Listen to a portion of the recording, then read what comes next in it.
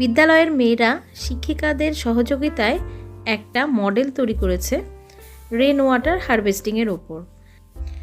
বাইরের একটা স্কুলে একটা ওয়ার্কশপ কাম এক্সিবিশন রয়েছে, তো সেজন্যই এই প্রস্তুতি চলছে।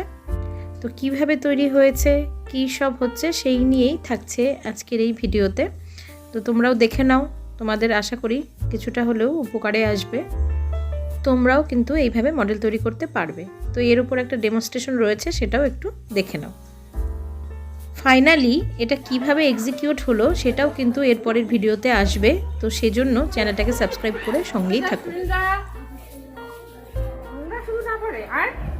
যাতে মশার লার্ভা না হয়। হ্যাঁ, কি আছে মডেলটাতে, কি সিস্টেমটা কিভাবে কাজ করে? প্রথমে হচ্ছে এখানে একটা কালেকশন ট্যাঙ্ক থাকবে, সেখানে হচ্ছে বৃষ্টির জল এসে পড়বে। তারপর এখান থেকে সেটা ফিল্টারেশন ট্যাঙ্কে আসবে, এখানে সেটা পরিষ্কার হবে।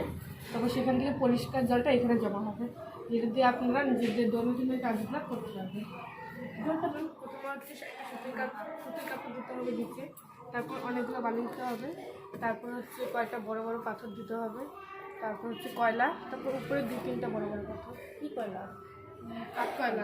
কাঠকয়লা দিয়ে। কেন দিয়েছো এগুলো? যাতে জলটা পরিষ্কার হয় আর বৃষ্টির জল